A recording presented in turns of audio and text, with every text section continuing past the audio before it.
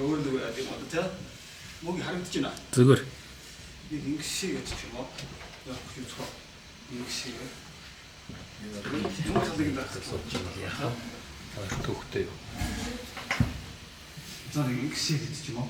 За болж байна. Янз юм болно шин. Нэг 잉시 гэж явахгүй. За ямар хүчтэй хүн бэ гэж зөвлөдөг гэж. Ерөнхийдөө нэг та нэг ухааны мэдж байгаа нэг тийм асуудал гардаг. Юм судлаад байна. Нэг ч нөгөө шийдвэр гаргах хүмүүс нь харин авч үздэг. Баг юм уу гэх асуудал. Тэгээд за судалгаагаар явуулаа. Ажил мэргэжлээ болгоод явуулаа гэж бодъё. Тэгэхээр нэг юм асуудал. Нөгөө нэг тал нь болохоор улс төрд ерөөсөө судалгаа ашиглахгүй гэсэн нэг мөнх юм тийм яриа авч тийм. Судалгаан сурсан бодлоо тийм. Баримт нотлогоон сурсан бодлого алга нэг ч юм байна гэдэг. Тэрнийх нөгөө талд за тэр хоёрын чи хооронд нь юу харж өгөх вэ гэвэл баруун бүлэгт судалгааны баг гэдэг.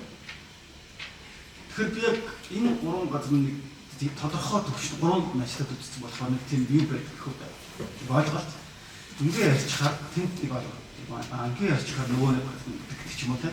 Тэгэхээр би тэр хүмүүсээс нийтгүүрт ярих гэсэн өнөөдөр онцлохоор хоёр дахь зүйл нь болохоор та хөгжил судлалын төв та гоё байгуулагдсан байгаа. Хөгжил судлал гэхээр нэг тийм сонирхолтой нийгмийн ухааны салбар болоо. Яг тэгэхээр хөгжил гэдэг судлагдсан дээр илүү төлөвлөлт гэсэн. Яаж судлах вэ биш? Тийм нэг гэдэг тийм судлагдсан болоо. Тэрийгээ судлах гэдэг дээр төвлөрөө. Манай нийгмийн нэг том төлөвлөлт гэдэг. Тэгээд юу яасан? Нэг тийм онцлогтой хүн байгаа. Тэгээд яаж судлах вэ гэдэг бол баг тухайн их сургуулийн асуудлыг бод. Би бол тэгж хараад ямар тэнхим дээр илүү байж та ойрхон байна гэдгээс шалтгаалж юм байна. Тэгээд манайх бол илүү антрополог гэдэг талаас манай хүмүүс чөгжиж байгаа шиг байна. Тэгэхээр би маш их баярлалаа. За энэ ингэж яах вэ? Хүзүү гараа гайгүй шиг байна. За та бүхэн энэ нэг вебсайтыг нөө харж ирсэн. Өдөр болох юм болж байна. Тэгэхээр нэг маш гоё вебсайт үү. Яг чихрийн цаас гэдэг харуул үнэхээр гоё. Тэгээд цаана юу байна вэ гэдэг хэдүүлээ салбар дундын эсвэл салбар хоорондын гэх үү салбар давхцсан ийм талаас харж үзье гэж болсон юм байна. Тэгэхээр ихэвчлэн нэг иймэрхүү байгаас судалж болдсон шүү гэсэн жишээ гэж харуулах гэсэн. Тэгэхгүй сүүлийн үед хүмүүс нөгөө энэтэй холбоотой улс төрчийг онцон байхад битгий зодооч Монгол хүн бараг дэвсэлтгүй онцон гэдэг юм яриад байгаа байхгүй.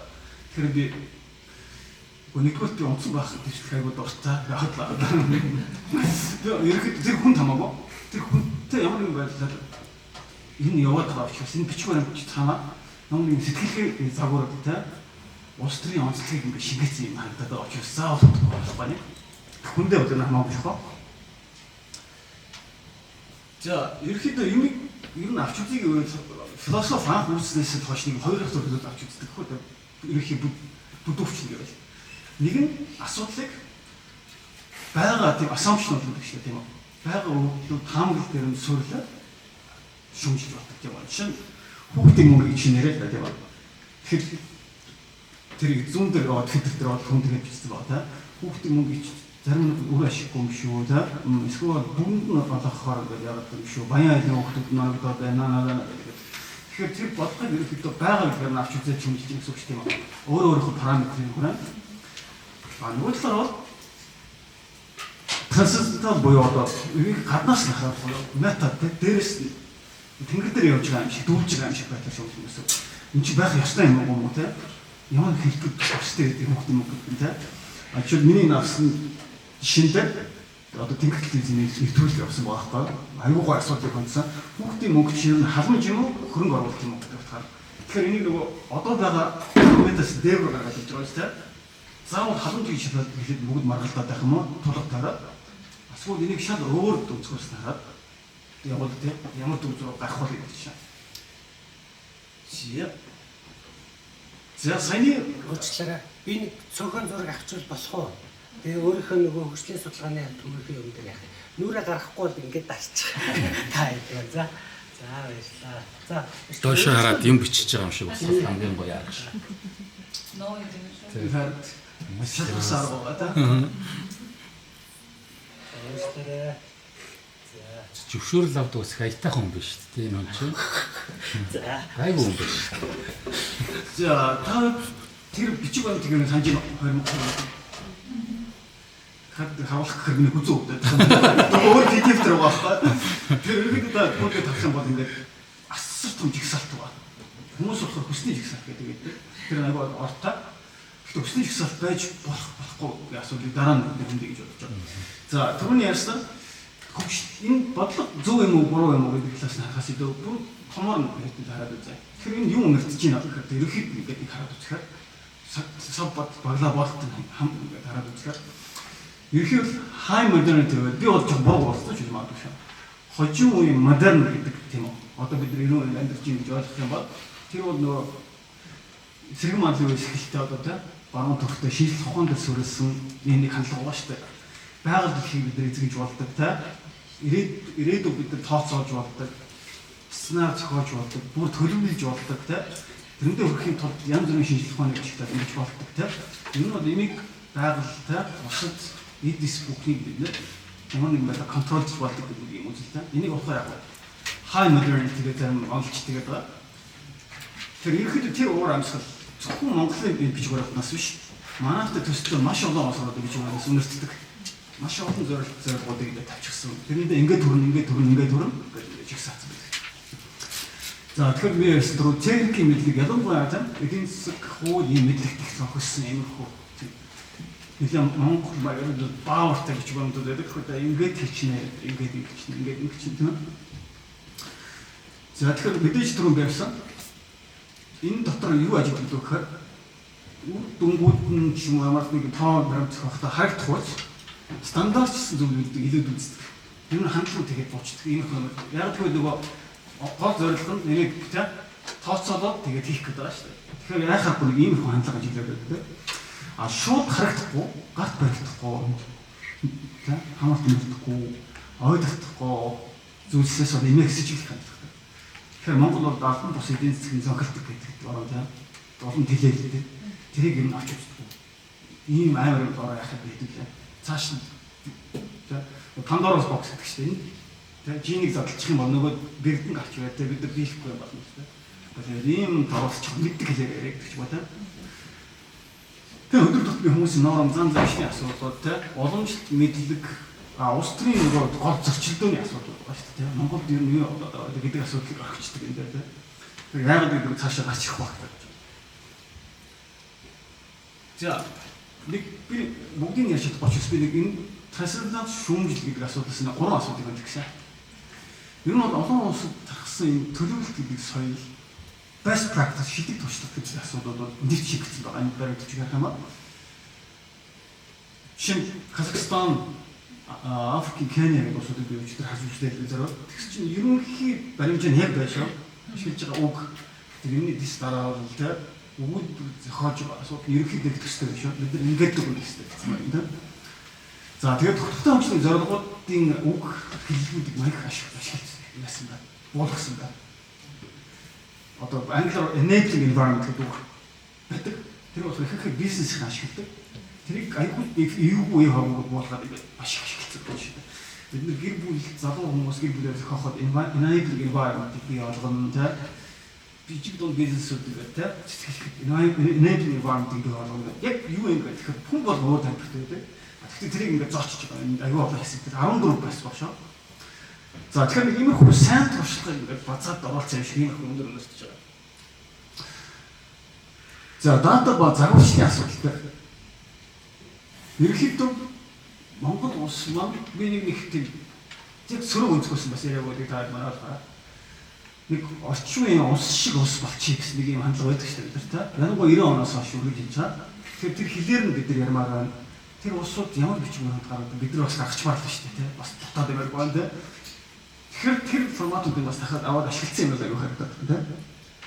Тэгэхээр ерөнхийдөө олон улсад ер нь хариуцлагатай мэргэжлийн хүмүүс зохиос бодлоготой улс орн гэж юу гэдэг вэ гэхээр иймэрхүү формат байгаа.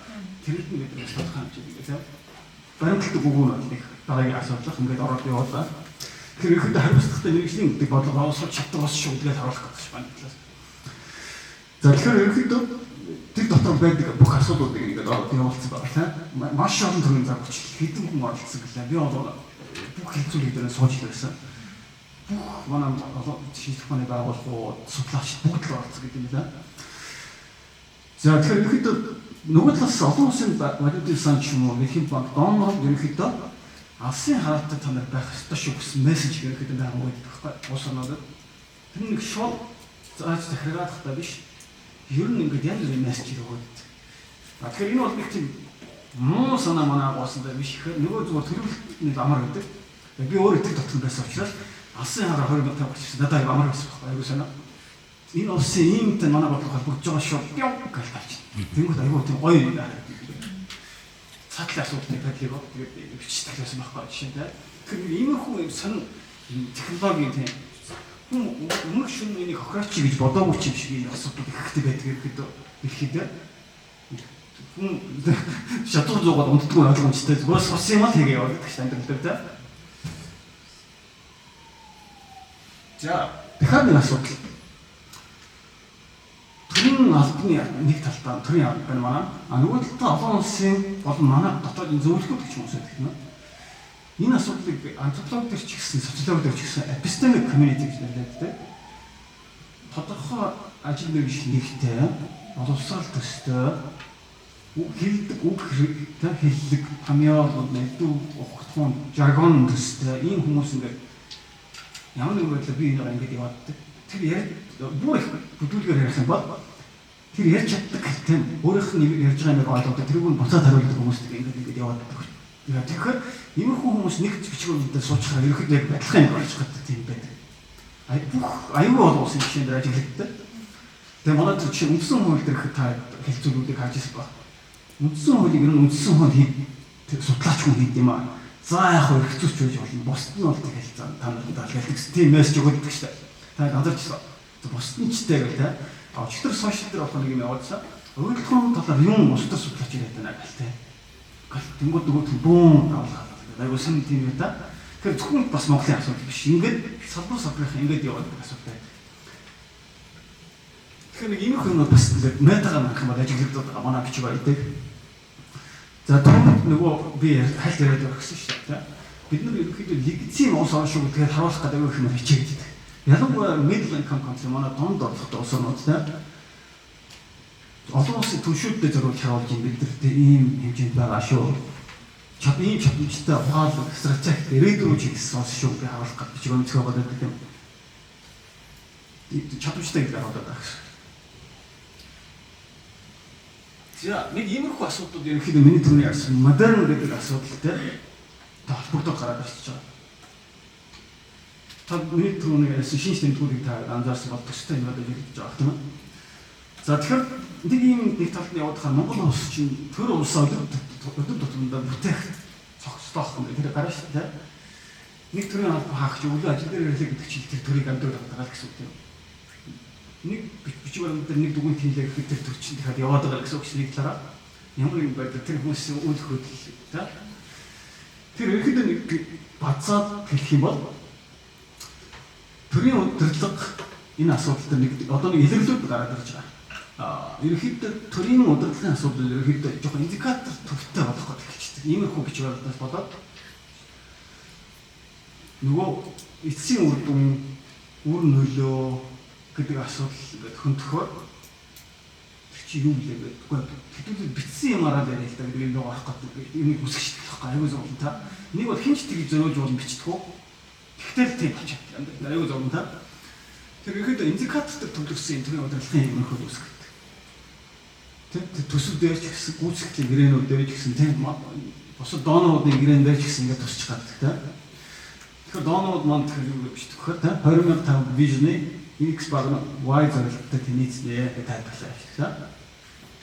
Тэгэхээр ерөнхийдөө нэг том ихэвчлэн манад бол сургууль идрээд байгаа зүйл нь болохоор ерөөсөө улс төр тийм үү явж байгаа янз бүр яриа тийм үү нарратив бол биш та.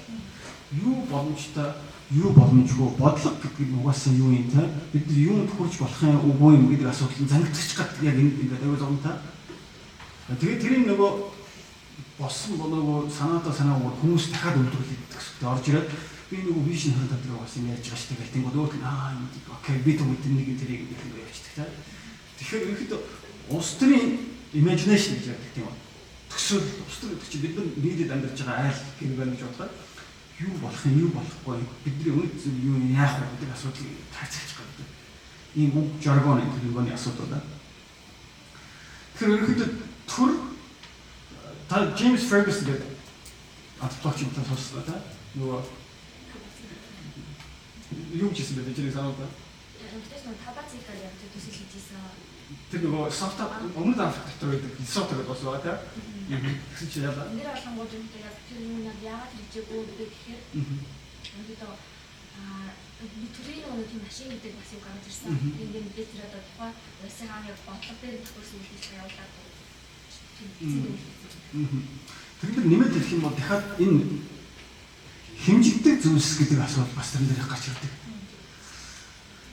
Хүний амьдралыг бид сайжруулах гэдэг нэгэд ингээд явуулдаг боловч дахиад ийм янз бүрийн тийм үү метрикүүд ийм KPI юу янз бүрийн үйлдвэрлэлд төр нь өөрөө. Тэгэхээр тэрэнд нь ард ирээд хүссэн үсэг ямар нэгэн байдлаар ороогч гэсэн үг байна. Тэрэн дээр нь зориулж нэг төрийн бос болгоол дахиад тайл боловсгоо гэх гарантай. Амар зэдэж шүү дээ. Яг тэгээд ингээд хэрэгцээгүй ингээд маш их бичиг баримтыг үйлдвэрлэдэг. Тэгээд би төрийн хамтранд өөрөө бас тодорхой хэмжээд байсан. Төрийн хамтрынхан маань өөрсдөө бас ярьдаг байхгүй. Дотор мэддэг тийм. Аюу зам таваа гол асуудалтай хандах болох гэхээр дахиад бичиг баримтын төлөвлөгөө энийх нь гүйцэтгэл ингээд орж ирээд хамаг цагийг бараачдаг тийм. Тэгээд давхар нүгдэр байх гэдрийг төрийн багчтай бөөн сургууль бодлоор ингээд явгад шамар гоё байдаг ч тийм. Төрийн амнаас чирж гаргаад бидний ингээд вакуум хийж чад. Өөр юм бодох цаг зав өгч байгаа айгу баярлаа. Ямар юм байх юм ямар ч зүйл гоё өөр юм бодож ирэх гэж байгаа та. Үнэхээр гоё байна. Тэгээд бүр төвчлөлтөр гэж амьсгалаа. Ямар ч бодох цаг байхгүй гэсэн. Төрийн амны тийм дундаас дэшээ тэгээд тэрнээс доош олон шалтнууд байна. За тэгэхээр дахиад нэг их асуудал байна. Энэ нь улс төрийг улс төргүйжүүлэх гэдэг би тэгж болгоод depoliticization боёо.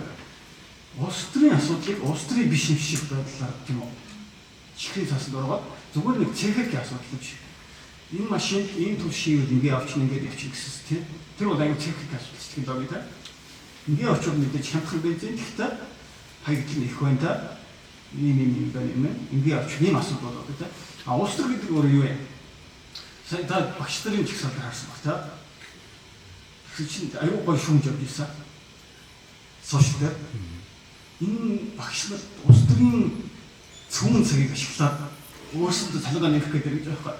Үгүй наадах ч улс төр шүү дээ. Өөрсөнд томьёол юм тийм үү?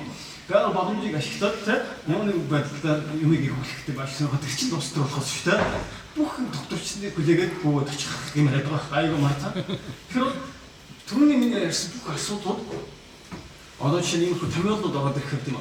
Стратегийн тэргүүлэгч бодлогын арга хэмжээ гэдэг аюул тодорхой өгнөд ороод ирдэг. Тийм нейтрал шатаас хэрэгж гэдэг юм байна. Юу байх вэ гэдэг. Зөвхөн өөрсдөө талхдаг хоорондоо байх.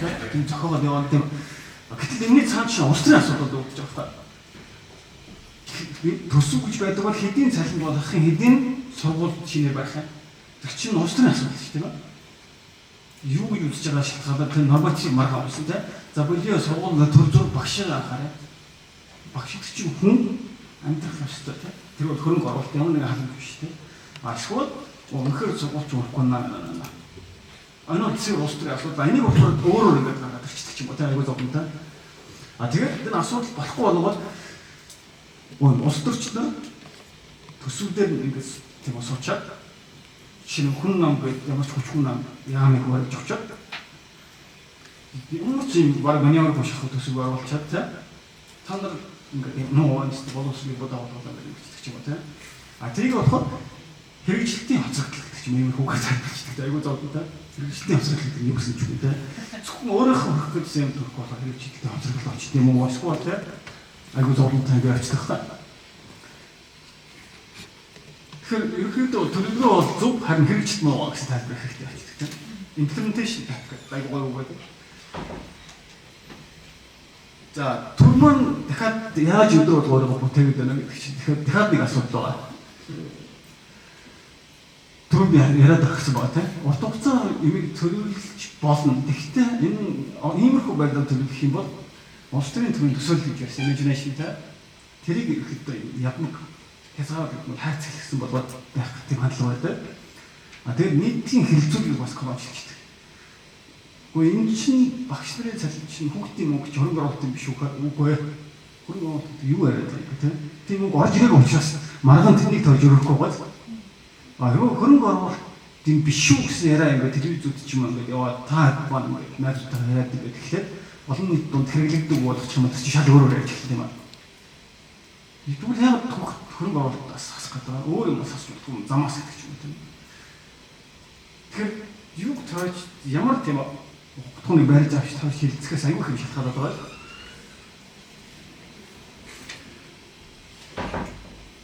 Нөхөр ажиллах юм байна шүү. За энэ сүүлийнх нь асуудал багш хүн түрүүний нөгөө дахин бүтээх гэдэг асуудал байгаа хата. Түрүүний энийг би дахиад давхуулуулаад авчих биш хөөх юм баруун тийш харж чадахгүй болохоор. За ерөнхийдөө гаднаас нь чихэр юм уу бичээ юм уу гэж бах ярьсан шүү дээ.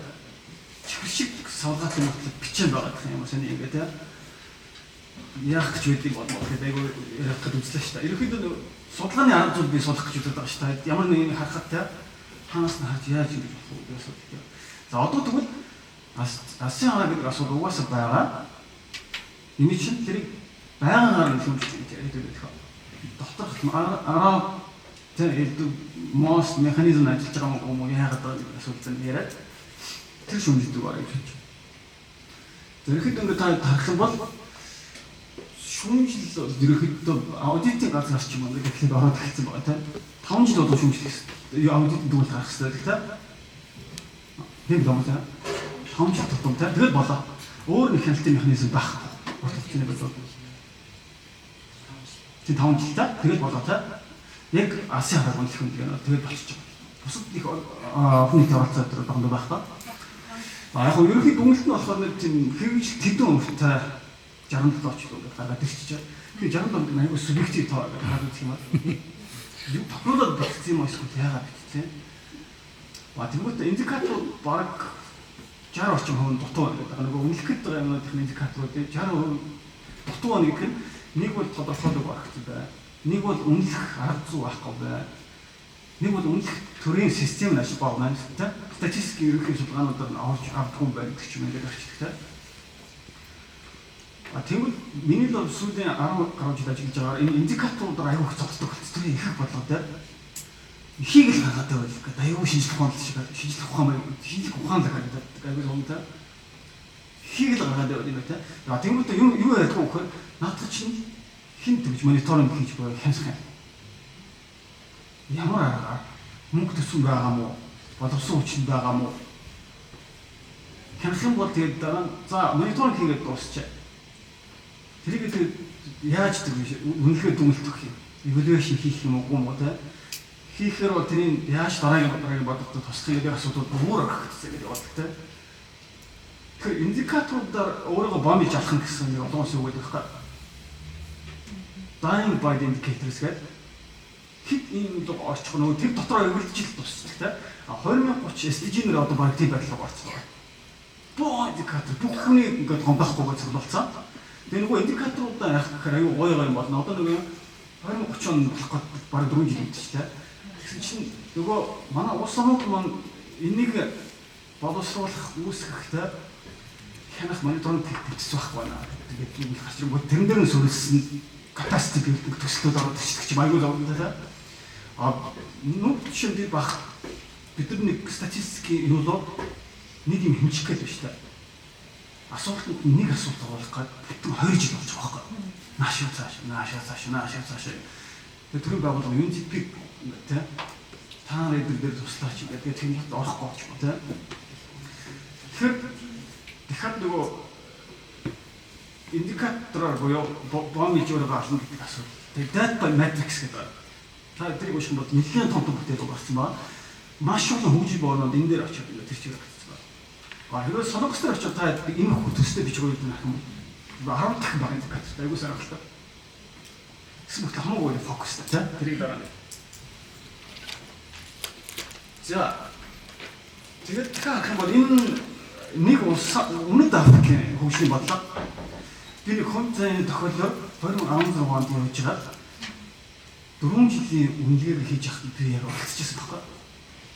Нэлээд жоохон ч байсан. Гэхдээ олон улсын судалгааны багт яаж явж байгаа ч юм орцсон язаа. Тэгээд яаж явж байгаа үнэлгээг нь үзээд тэгээд баг бид үйлдвэрүүдийнх нь баг 20-30 баг өөрсдөө бид орж үзээд ингээд яваад байгаа байхгүй. Нөгөө хөөгөл байгаа шүү дээ.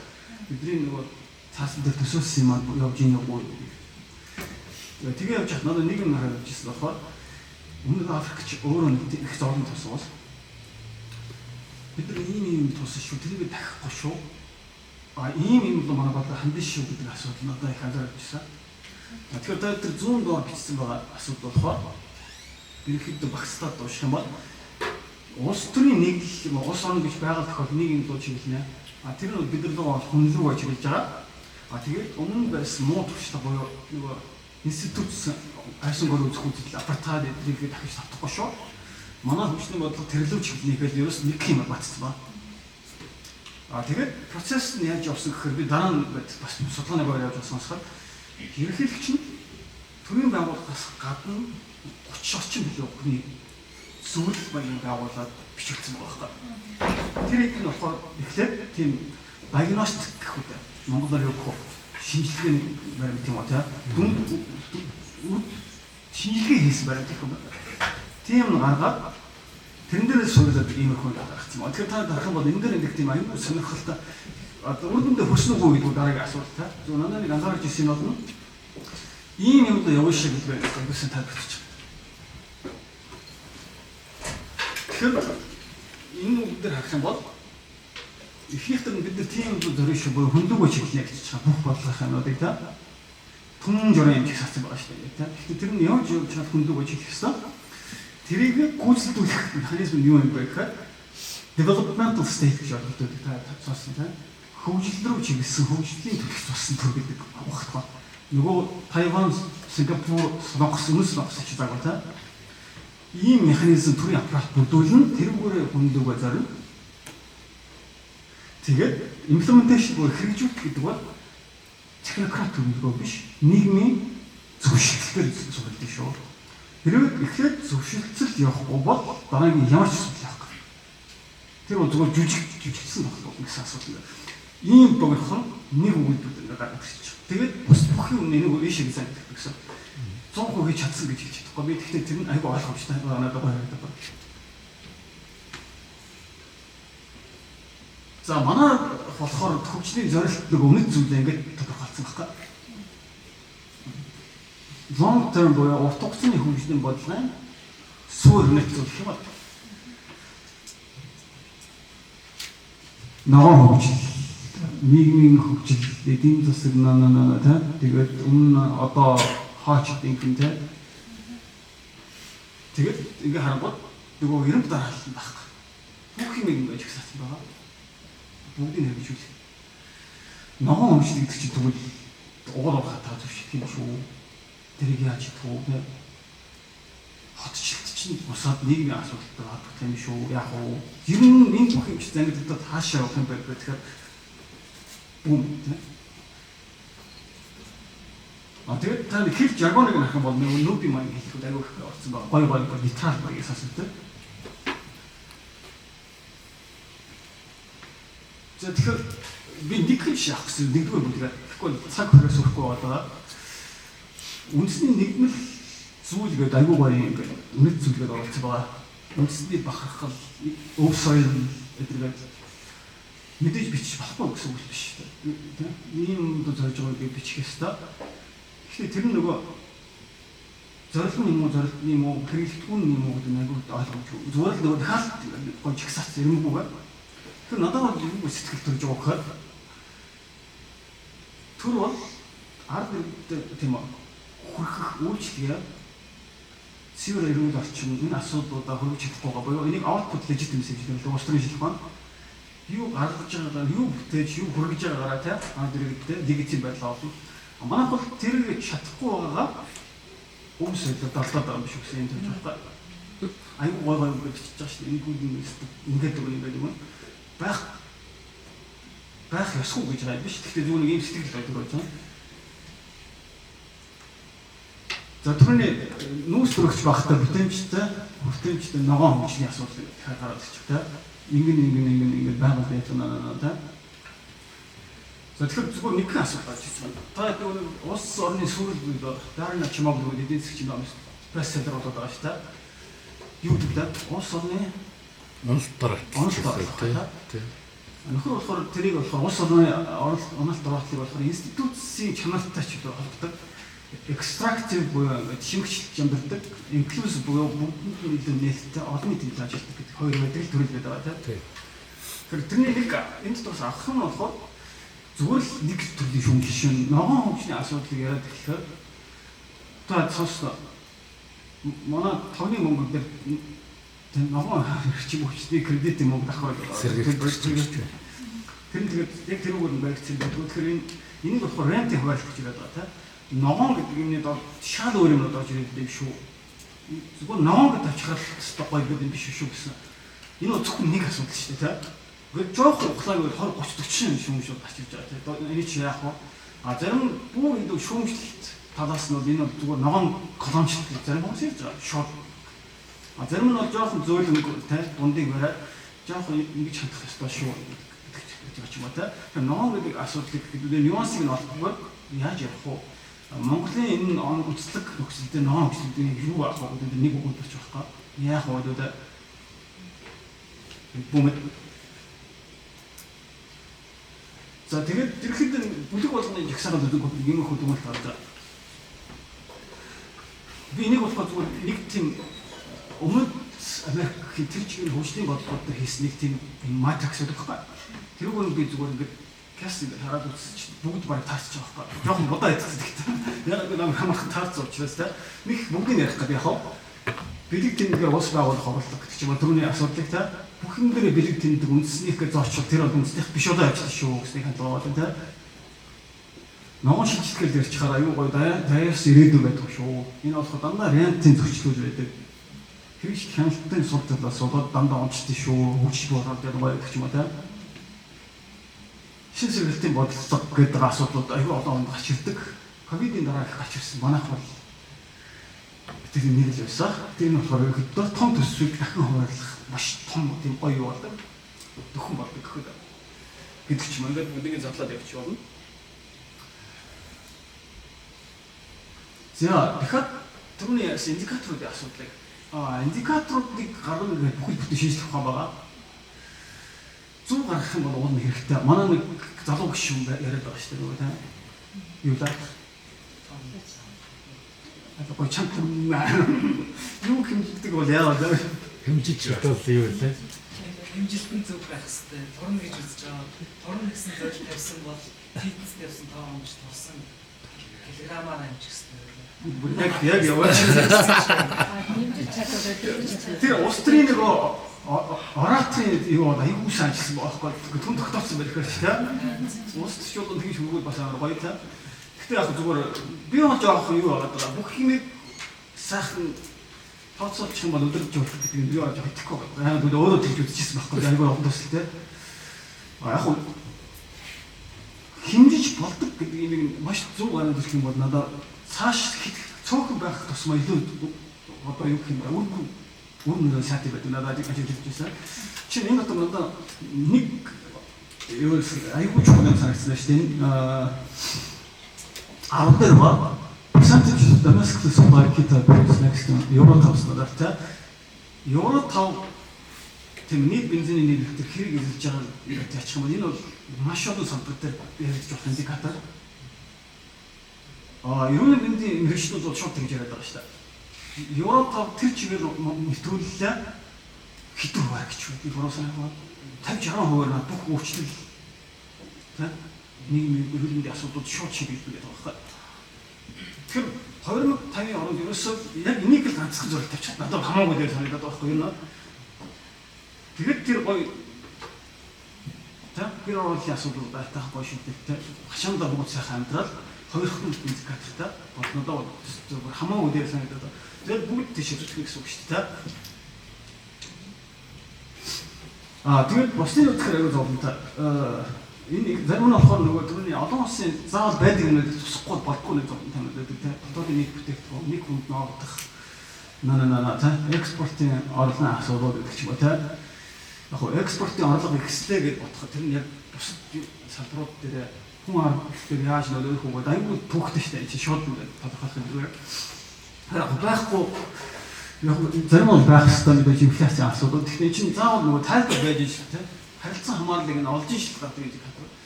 Түрүүний миний ярьсан индикатор бол яг хэмжиж болоход тэр үр дүн алах юм шүү дээ. Төрдөөс байна тийм. Тэгэхээр ер нь бол газар доос буюу гадаа яг амьдрал дээр очиж индикаторыг зохион тэрийг хэмжүүлээд явах юм бол өөдөд байгаа. Нийслэл төр чинь тэгж явахгүй би сайн нэг төстэй байж чад. Дүүргийн засаг даргаанд оролцож гэж байгаа. Нийслэл бидэрт юу ч үлдээхгүй ингээд ячдаг. Хуу хамаад авчдаг. Тэгээ дараа нь ингээд за чи дүүргийн чинь энэ замыг ингээ хороол хоорондын замыг чинь явах бариад өгчий. Тэгээд над мөрөж амьдрал хараад ингээд гэж явахгүй зовоогоо. Дүүргийн засаг дарга маань болохоор өөрийн төстэй байгаад шүү дээ. Хамгийн ойр байгаа хүмүүс хүүш энэ нэг мэдэрч алтраад унцдаг шүү дээ бүгд аягүй зов. Нэг юм засчих гэхэд дандаа ингэ дээрээс нь явж дээ. Уулын засаг захиргаа хуулийн механизмоор орон нутгийн төсвийн асуудал бүгд шийдэгдсэн байна. Тэгсэн мөртлөө де факто амьдрал дээр яваад байгаа асуудал. Тэгээ нийслэл дээр очивол бид нар зөвхөн устын хороол дунд замаар засна. Устын бид нар орцохгүй та нар хотхон өөрөө засна компаниар гүйцэтгэх компани гэж юм байна. Тэгэл нөгөө эцэстэг шиг хөлөөд явчих та. Энэ хааш хэлээ. Тэгэхээр миний ярих гэдэг гол асуудлын зарим санийх чинь хаад индикатор гэдэг. Хаанаас хэлэх ямар төсвөр бүтээх гэдэг. Манай мобиль мэдчих хэрэгтэй байна. Хязгаарлагч хүчин зүйлх нь үү? Тийм. Хассан л хэвчээ да. Дүгшээс ихтэй болгож байгаа.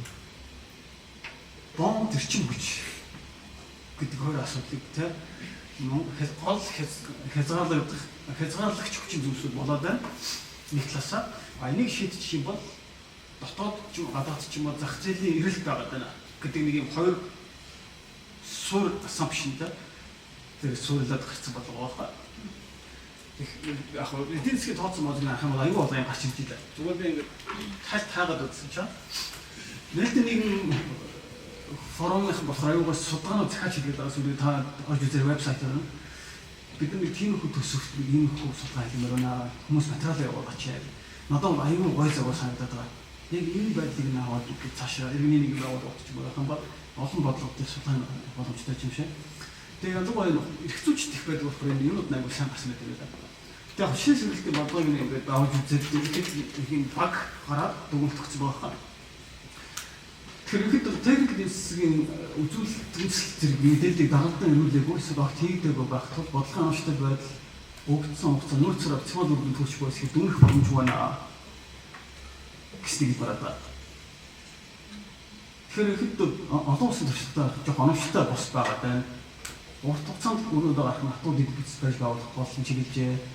Зөвлөлийн юмнуудаа мартцсан шүү найдуудаа гэсэн юмнаас ч болоо хөндлөгийн судалгаа.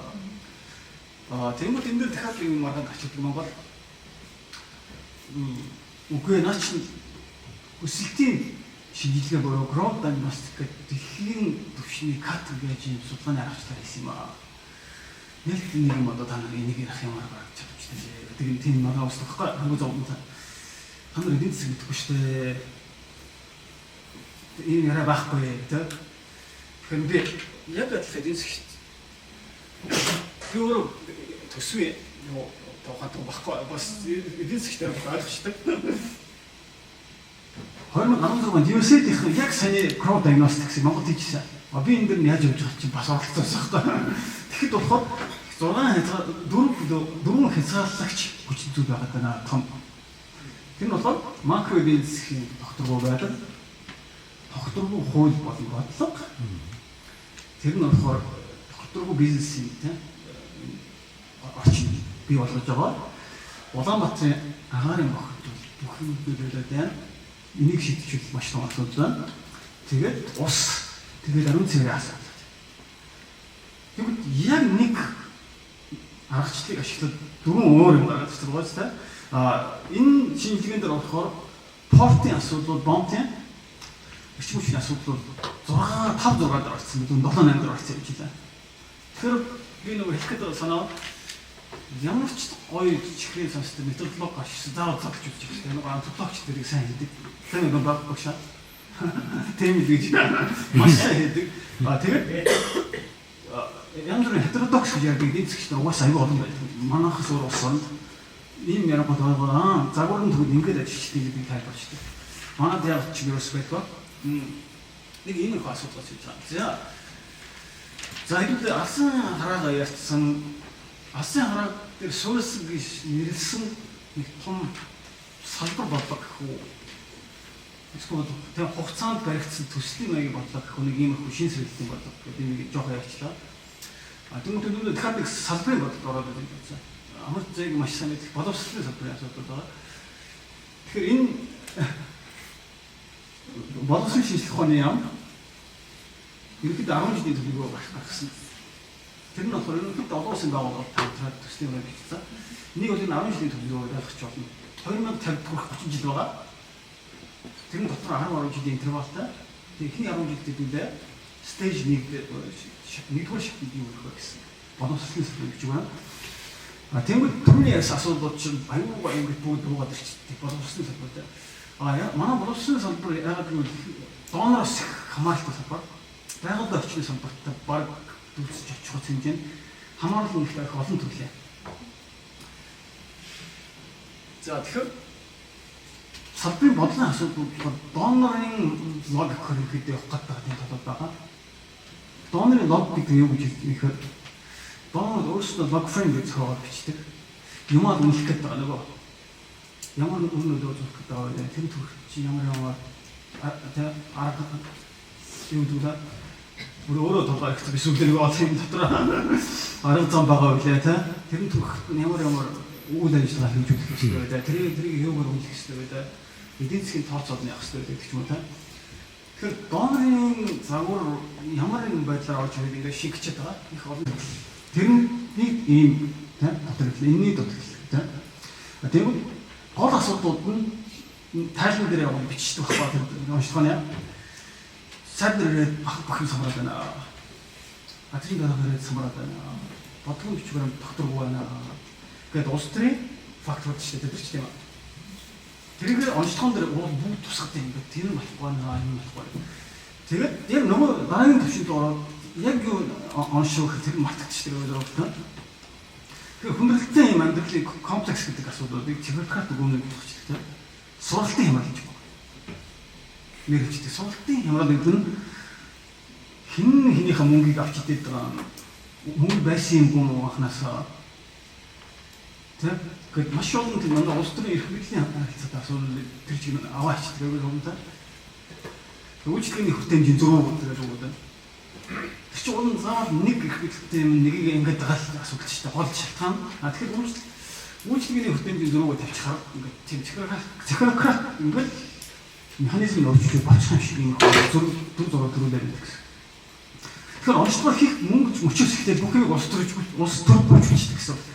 Depoliticizing гэж хэлдэг гэсэн. Нөгөө Монголд байгаа гой өмнөд байгаа шүү дээ 30 гэрэг бүр нүүсчихсэн. Юу да? Өөр ямар баг вэ? Яг компьютер авах гэдэг наа. Гой өгч. Нөгөө ямар баг вэ гэдэг. 30 гэрэг бүр 3 гэрэг бүр нүүсчихсэн. Нүүслээ яа. Тэ. Тэдүүч дөөр байдаг байгаа. Цүнх баригчдаг байна. Уул бүгд мэдээд байгаа шүү дээ. Дотор тэр хүмүүс биш шүү дээ. Ирэх мэдл ганцхан яваад өгсөн тийм. Тэгээд яагаад оншин дээр тусахгүй тийм. Тэгэхээр ерөнхийдөө анханаас нь улс төрийн хүчтэй гэсэн гол асуудлыг факторуудыг аваад шүү дээ.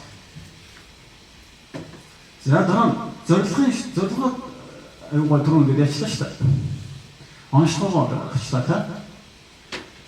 Тэгвэл result based management гэдэг түрүүн яриад байгаа тийм. Энэ шат дараалалтай матрикс ч тэгэхээр log frame гэдэг юм дээр сүрэлдэг донор тавтаа болохоор тэгэхээр хамгийн гол нь хийх ажлын дараа нэг явж байгаа үзүүлэлт зорилт төвчд нь холбочлоо тийм зарлыг нь тооцоо Зарлыг тооцно гэдэг асуудал дээр ерөнхийдөө нэг үйлдвэрүүд шууд ороод ирчихсэн юм байна. Нэг тэдэн төгрөх хэрэгтэй байна. Одоо хэдүүлээ манайш гоё тэрэлж юу гэж байна. Хэдэн төгрөх хэрэгтэй мэддэг хүнээс асууж яа. Гэр одоо багтаал 700 юу. За хэд. Өдрийн одоо гоё юм явах та. За 10 сая гэдэг. За 10 сая багтаагаад авлаа. Тэнгүүд чинь энэ дээр 20 сая гэж бичиж байна. 20 сая гэж бичээд 10 сая дутагдж байна гэдэг. Баггүй аюу зовлонтой. Одоо байгаа боломж нөөц бодолцоог ашиглаад 10 сая явж байгаа шүү дээ. Асуудлаа зөв тодорхойлох гэхлээр те диагностик зөв хийгээд ингээд 10 саяд тохирсон жижиг гэж бодлоо. Тэр нь дараа нь томч энэ дээр ажиллаж байгаа хад асуудлаа буруу тодорхойлсон юм явж ирсэн. 20 сая төгрөгөөр маргааш шийдвэр зугаална.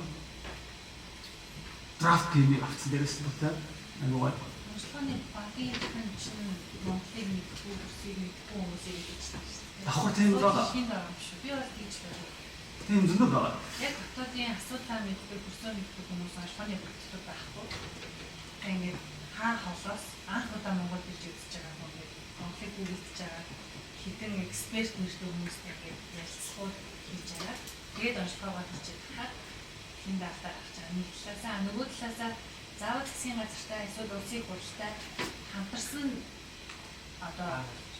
одоо донорын төслүүд чинь интертэй хамтарч ийж урт хугацаанд Монгол хэрэгжих боломжтой байна. Тийм юм маань юм байгаа.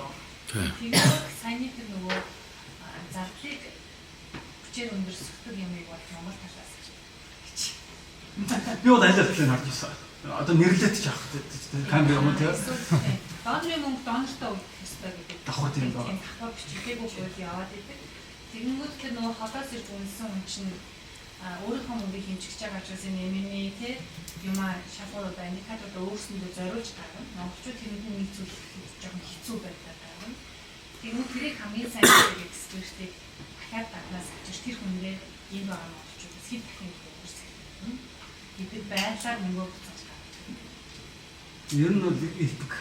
Нэг гол загвар нь хэлсэхгүй. Тэгээд сая USA зогссон шүү дээ Америк. Тэгэхэд хөндөгийн үнэхээр хэрэг үзсэн чинь Америк дотор шүү дээ. 100 доллар болгоны 80 бодлоо хэрэг. Камер юм 88 орчим доллар нь буцаад очиж байгаа юм. Тэгээд 12 нь бас хаашаа шатдаг байгаа. Тэгээд нэг нь гоё юм уу Монголд шийдвэртэй. Тэрийн нэрний нэг юм. Тэгэхээр нөгөө хөгжил судлалын төвөд яагаад байгуулах гэдэг нь чинь энэ асуудлаас ургаж асууж байгаа байхгүй юу? Ер нь бүгд дэмэр ингээд мэдээд байгаа шүү дээ. Асуудал чи дотоодын судалгааны чадвар ч тийм